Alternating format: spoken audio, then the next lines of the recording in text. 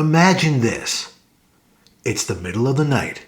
Your stomach is cramping so badly you've doubled over in pain, sweating, wondering if this is the flare that finally breaks you. You've had IBS for years, but tonight, this feels different, worse, scarier than ever before. Should you tough it out at home or head to the ER? If you're listening to this right now because you're in pain or because you just want to be prepared for the next time, you're in exactly the right place. Today, we'll be pulling back the curtain on what really happens when you go to the hospital for IBS symptoms. There will be no sugarcoating, no medical jargon overload, just honest, step-by-step guidance that could save you hours of anxiety, unnecessary tests, or even missing something serious.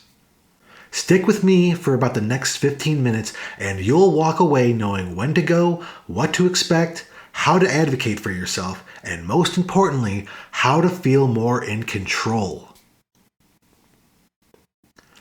Let's start with the big question. When is it time to go? Red flags versus manageable flares.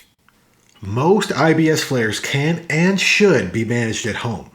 Heating pads, peppermint tea, over-the-counter antispasmodics, and stress reduction. These are your first lines of defense. But here's the truth that no one likes to say out loud. Sometimes IBS pain is so severe it mimics something life-threatening. And that's why thousands of people with IBS end up in the ER every year. So, when do you go? Go to the ER or urgent care immediately if you have any of these red flag symptoms. These are the ones that could mean it is not just IBS. Severe abdominal pain that's sudden and getting worse, especially if the pain is worse than you've ever felt before. A fever over 104 degrees Fahrenheit. If you are vomiting up blood or having black tarry stools, that's a sign of bleeding. Blood in your stool that's bright red or persistent is also a sign to look out for. Having severe dehydration, dizziness while standing, dry mouth, no urine for the past 8 hours or more? Having a rigid, hard belly that hurts to the touch. Any unexplained weight loss or night sweats. Pain in your chest, shortness of breath, or jaw pain to rule out heart issues first. If you're over the age of 50, you have a family history of colon cancer or inflammatory bowel disease, also known as IBD, or your symptoms are brand new after years of nothing, do not wait. If you do decide to go to the emergency department, going early often means shorter waits and simpler treatment. Waiting until you're dehydrated, exhausted, and in severe pain makes things much harder. So you've pulled up to the emergency department or urgent care. Now what happens? Step 1. You are usually triaged. This means a nurse will ask you about your pain level on a scale of 1 to 10. When it started, what makes it better or worse, your bowel habits, vomiting, fever, anything that we listed before. It is extremely important that you are open, honest, and very specific with what is going on with you when you arrive to the emergency department. Let them know what your diagnoses have been. Let them know the severity of your symptoms and why this flare-up is much different than any flare you've experienced in the past, which has encouraged you to come to the emergency room for care. When it comes to your IBS diagnosis, know when you had been initially diagnosed. Let them know the triggers, let them know the signs that you experience personally, any current medications you're on, any allergies you have. This speeds things up dramatically. During this time as well, you will get your vital signs checked. This includes your blood pressure, temperature, heart rate, and your oxygen saturation. Many people with IBS worry they'll be dismissed as drug-seeking or brushed off as just having IBS. That fear keeps people suffering at home. But good ERs know IBS pain is real and it is severe. Your job is to clearly communicate red flags versus typical flare-like symptoms. Once in the room, your provider will do what's known as a physical examination. This usually consists of listening to your abdomen with a stethoscope and palpating on your belly. Palpating is another term for pressing. This may hurt, and that's normal for IBS, but could be a warning sign for something more severe. Also, during the physical examination, the provider may ask more questions, trying to get to the bottom of what changed today or during this time that is different from any other time you've experienced your IBS symptoms. After the physical examination and the questions have been thoroughly answered, it's time for tests.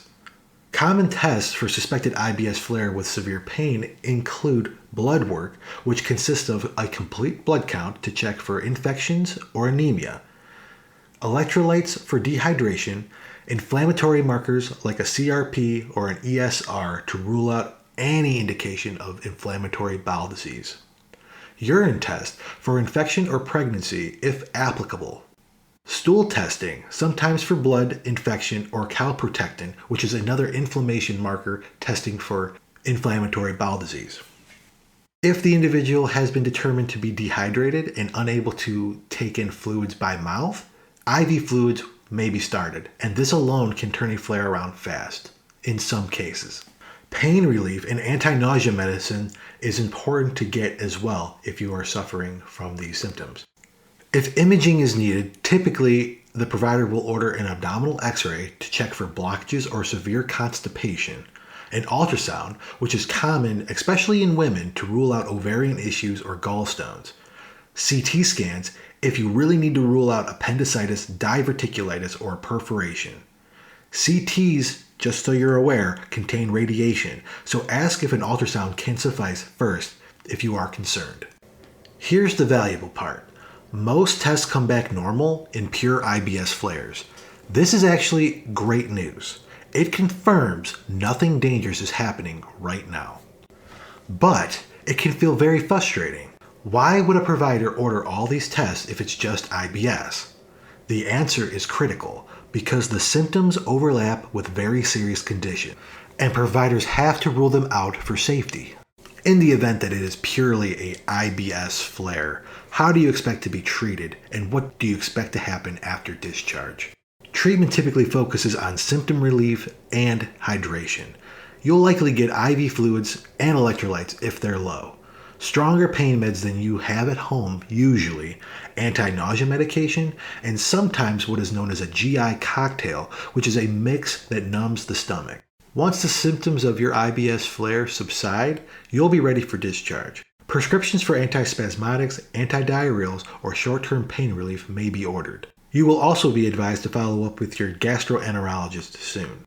Your provider may also recommend starting a clear liquid diet and advance slowly to a low FODMAP BRAT diet as symptoms continue to improve. During the discharge teaching process, it is a great opportunity to advocate for yourself. Ask a question such as, what can I do to prevent the next severe flare? Many providers will connect you with a GI follow-up or give trigger avoidance tips. Going to the hospital for an IBS flare doesn't mean you failed at managing your condition. It means you're listening to your body and taking smart action. You now know exactly what to expect, from the triage to the tests to the ultimate discharge. You're armed with red flags, communication tips, and the confidence that severe pain deserves attention. Remember, IBS is real, the pain is valid, and getting help is strength, not weakness. If this video has helped you today, please share it with someone else who lives with IBS. Please like, follow, and subscribe to our channel for more information. And for more resources, visit reputable sites like the International Foundation of Gastrointestinal Disorders or talk to your doctor about how low FODMAP guidance and stress management may be helpful for you.